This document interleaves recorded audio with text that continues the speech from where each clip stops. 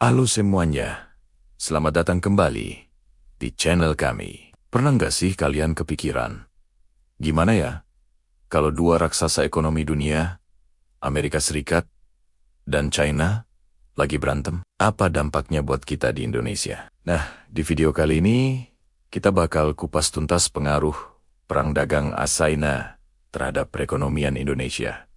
Jadi, jangan kemana-mana ya. Perang dagang ini sebenarnya apa sih? Gampangnya, ini adalah situasi di mana kedua negara saling mengenakan tarif atau bea masuk yang tinggi untuk barang-barang impor dari lawannya. Amerika menuduh China melakukan praktik dagang yang tidak adil.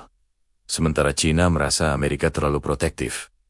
Akibatnya, barang-barang dari China jadi lebih mahal di Amerika dan sebaliknya. Nah, disinilah letak masalah sekaligus peluangnya buat Indonesia.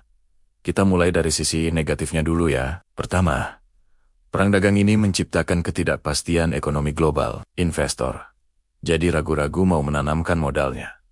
Dan ini bisa bikin nilai tukar rupiah kita jadi goyang. Kalau rupiah melemah, harga barang-barang impor, seperti bahan baku industri, bisa jadi lebih mahal. Ujung-ujungnya, biaya produksi di dalam negeri bisa ikut naik. Kedua, permintaan global untuk komoditas andalan Indonesia, seperti batu bara dan kelapa sawit, bisa menurun. Kenapa?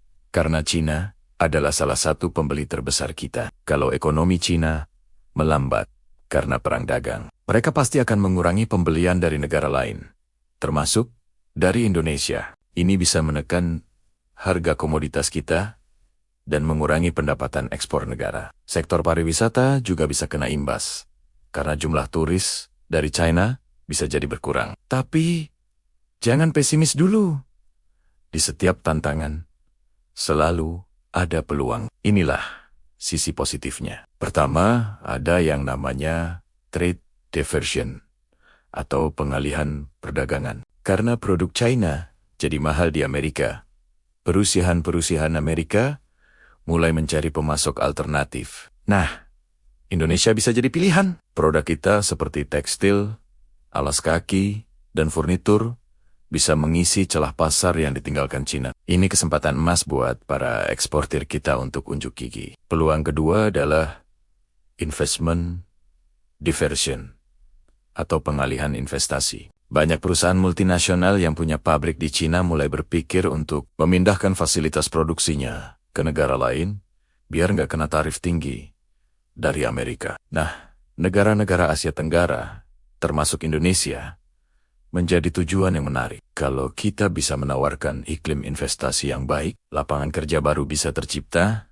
dan teknologi baru bisa masuk ke negara kita. Ini jelas bagus untuk pertumbuhan ekonomi jangka panjang. Jadi, pertanyaannya sekarang, apa yang harus dilakukan Indonesia? Kuncinya ada di adaptasi dan inovasi. Pemerintah perlu terus memperbaiki iklim investasi, menyederhanakan birokrasi, dan memastikan kepastian hukum. Selain itu, kita juga harus aktif mencari pasar ekspor baru, nggak cuma bergantung pada China atau Amerika saja. Penguatan pasar domestik juga nggak kalah penting, supaya ekonomi kita nggak gampang goyah kalau ada gejolak di luar. Bagi para pengusaha, inilah saatnya untuk meningkatkan kualitas produk dan efisiensi produksi, agar bisa bersaing di pasar global. Kesimpulannya, perang dagang China ini seperti pedang bermata dua buat Indonesia. Ada risiko yang harus kita waspadai, tapi ada juga peluang besar yang bisa kita manfaatkan. Kuncinya adalah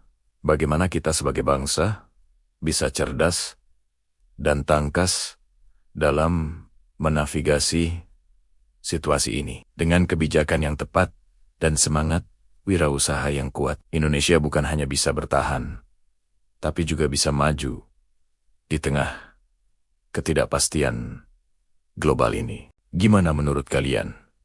Apa ada dampak lain yang kalian rasakan? Coba deh, tulis pendapat kalian di kolom komentar di bawah. Jangan lupa juga untuk like, share, dan subscribe channel ini, biar kalian nggak ketinggalan video-video menarik lainnya. Terima kasih sudah menonton. Sampai jumpa di video berikutnya.